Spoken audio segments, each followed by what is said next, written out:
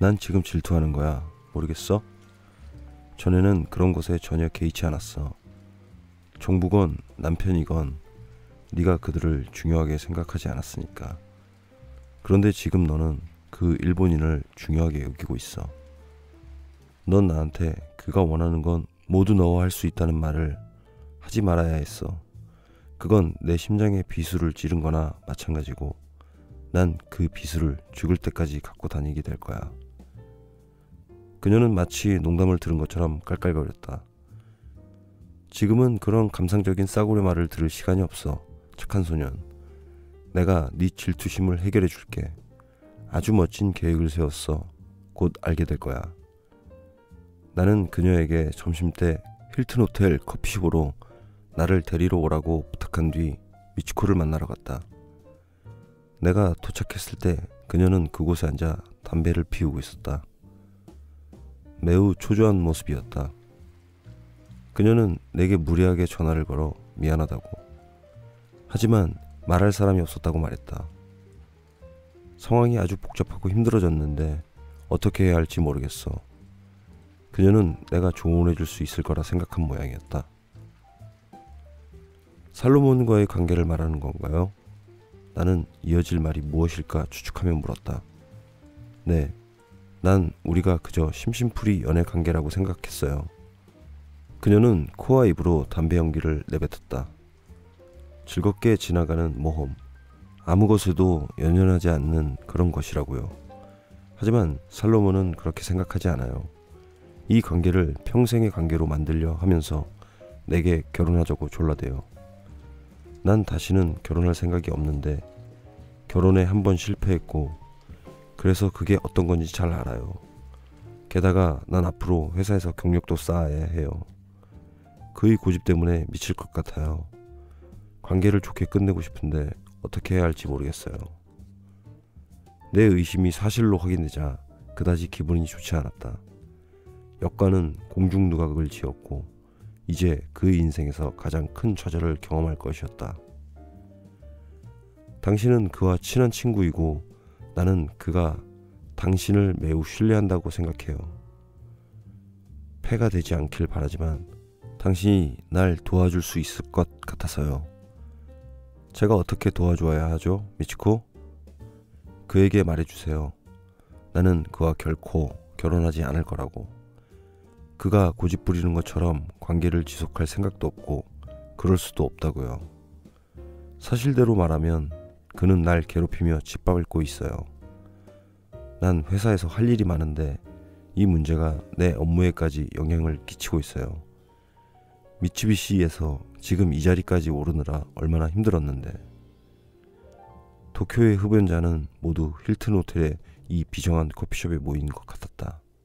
지독한 담배 냄새와 연기가 그곳을 가득 채웠다. 거의 모든 테이블에서 영어가 들렸다.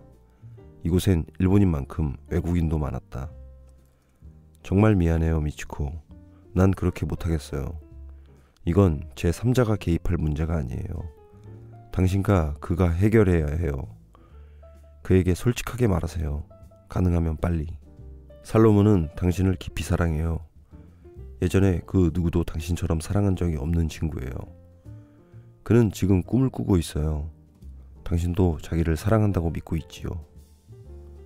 나는 역관이 편지에서 그녀에 관해 했던 말을 들려주었다. 결혼식을 준비하던 중에 폴란드 애인이 도망쳐버렸던 베를린에서의 머나먼 청춘 시절 이후 사랑에 관한 그의 생각이 그녀를 만나고 얼마나 바뀌었는지. 나는 내 이야기가 그녀의 마음을 전혀 움직이지 못했다는 것을 눈치챘다. 그녀는 이미 불쌍한 역관을 너무 지겨워하는 것 같았다. 난 그 여자를 이해할 것 같아요. 그녀가 차갑게 말했다. 영어로 어떻게 말해야 할지 모르겠지만 당신 친구는 여자를 숨막히게 하고 모든 걸 자기 마음대로 하려고 해요. 우리가 함께 있을 때 나는 가끔 감옥에 있는 것처럼 느껴져요.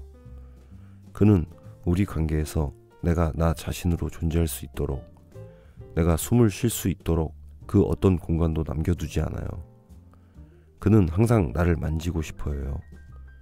여기 일본에서는 그런 공개적인 애정 표현을 하지 않는다고 설명했지만 소용이 없었어요. 그녀는 여전히 차가운 말투로 말했다. 나는 곧 문제가 내가 짐작한 것보다 훨씬 심각하다는 걸 깨달았다.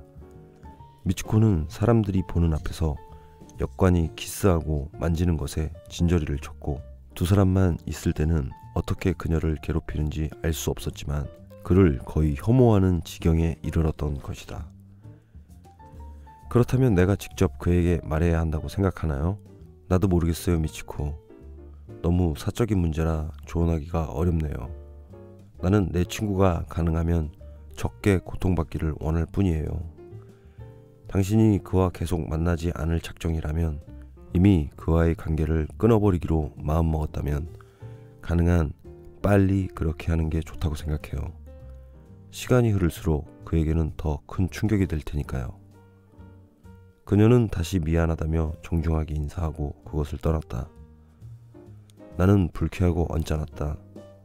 차라리 미츠코와 그런 대화를 하지 않았다면 내 친구가 꿈에서 깨어나 냉혹한 현실로 돌아가게 되리라는 사실을 몰랐다면 좋았을 거라는 생각이 들었다. 다행히 나는 오래 기다릴 필요가 없었다.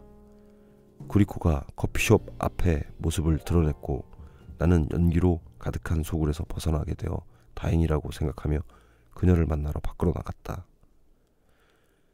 그녀는 작은 모자를 쓰고 모자와 비슷한 밝은 체크 무늬천으로 만든 레인코트에 진회색 플라넬 바지와 검은색 터틀넥 스웨터를 입었고 스포티한 스타일의 목카신을 신고 있었다.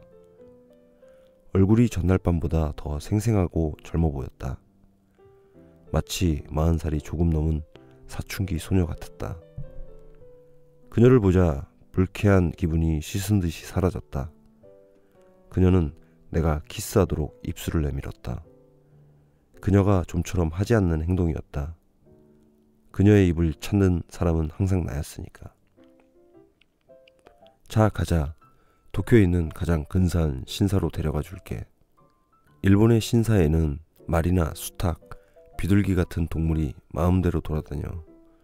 일본 사람들은 그 동물들을 성스러운 존재라고, 환생한 존재라고 여기거든. 내일은 모래와 바위, 정원이 있는 선불교 사원으로 안내할게. 매일 스님들이 갈퀴로 돌을 재배하라는 곳이야. 아주 멋져. 우리는 하루 종일 바쁘게 움직였다. 버스와 지하철을 이용했고 가끔 택시를 탔다.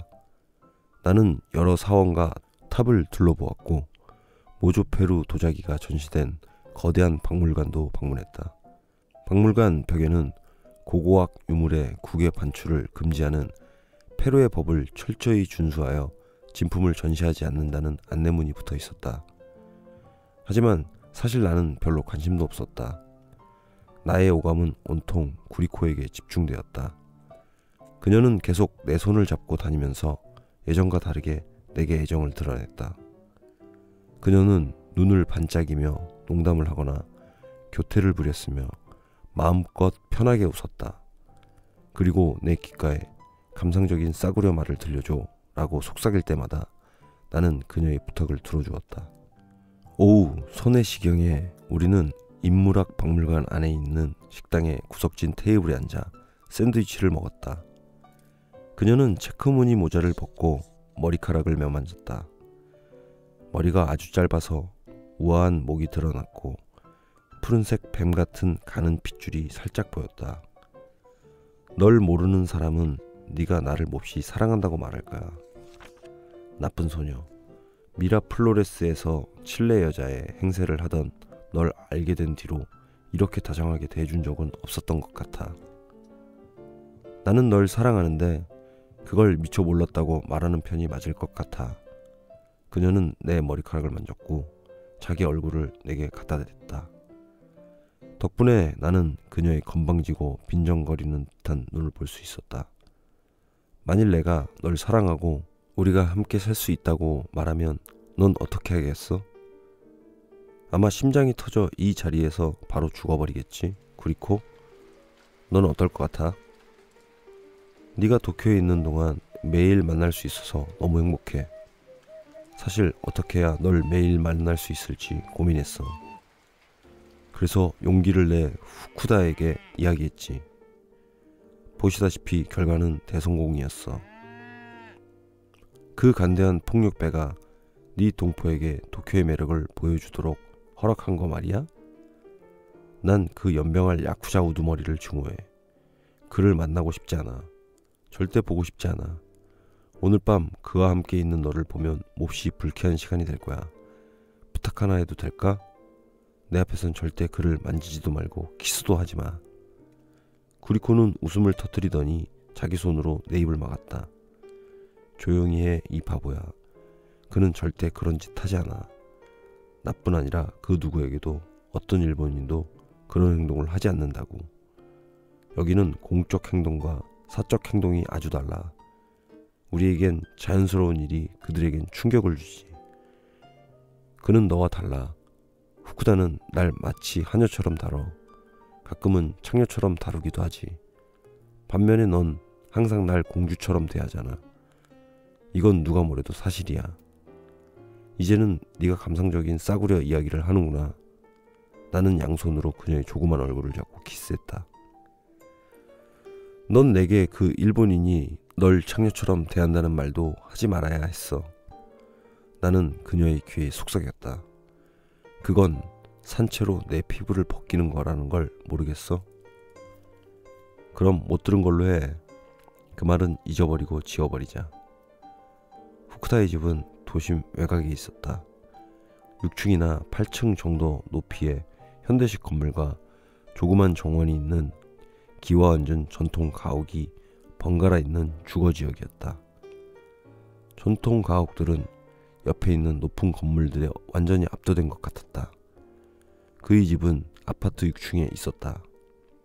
제복을 입은 건물 관리인이 나를 엘리베이터가 있는 곳까지 안내했다. 엘리베이터는 집 내부와 곧바로 연결되었다. 흥한 분위기의 조그만 대기실을 지나자 널찍한 거실 겸 식당이 나왔다. 커다란 창문이 있었는데 별이 없는 하늘 아래 불빛이 끝없이 펼쳐진 야경을 볼 수 있었다. 거실에는 수수한 스타일의 가구가 놓여 있었고 벽에는 파란색 자기 그릇이 걸려 있었으며 선반에는 폴리네시아산 조각품들이 놓여 있었다. 그리고 길고 평평한 테이블 위에 상하 조각품이 전시되어 있었다. 미츠코와 살로몬은 이미 와서 샴페인 잔을 들고 있었다. 나쁜 소녀는 긴 겨자색 드레스를 입고 금목걸이를 걸고 있었다. 마치 파티에 참석한 듯 화장을 했고 머리는 두 갈래로 따 올렸다. 전에는 보지 못한 헤어스타일이 그녀의 동양적인 외모를 더욱 돋보이게 했다. 지금은 어느 때보다 더 일본 여자처럼 보였다. 그녀는 내 뺨에 키스하고 스페인어로 후쿠다 씨에게 말했다. 이 사람이 리카르도 소모루쿠시오예요. 내가 말했던 친구. 후쿠다 씨는 일본식으로 고개를 숙여 인사했다. 그리고 손을 내밀며 내가 이해할 수 있을 정도의 스페인어로 말했다. 야쿠자 우두머리가 당신을 환영합니다. 그 농담을 듣고 나는 몹시 당황했다. 그가 그런 말을 하리라고 전혀 생각지 못했을 뿐 아니라 미소도 띄지 않은 채 거의 무표정하고 애매하고 양피지 같은 얼굴로 농담을 던졌기 때문이다. 그는 그 밤 내내 그런 표정을 유지했다. 그의 얼굴은 마치 가면 같았다. 내가 간신히 스페인어를 할 줄 아시는군요 라고 말하자 그는 고개를 가로저었다. 그 후 그는 거의 말하지 않았고 말을 할 때는 아주 서툴고 더듬거리는 영어로만 말했다. 그는 내게 샴페인 잔을 주며 구리코 옆에 의자를 가리켰다. 그는 키가 아주 작았다.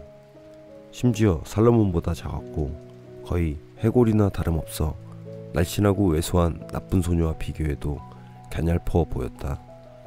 나는 그의 모습을 아주 다르게 상상했기에 그가 후쿠다를 사칭한 사람처럼 보였다. 그는 둥그런 금속퇴 색안경을 썼는데 한 번도 벗지 않았다. 그래서인지 나는 갈수록 불안해졌다. 차갑고 날카로우리란 상상한 그의 눈이 나를 쳐다보는지 아닌지 알 수 없었기 때문이다.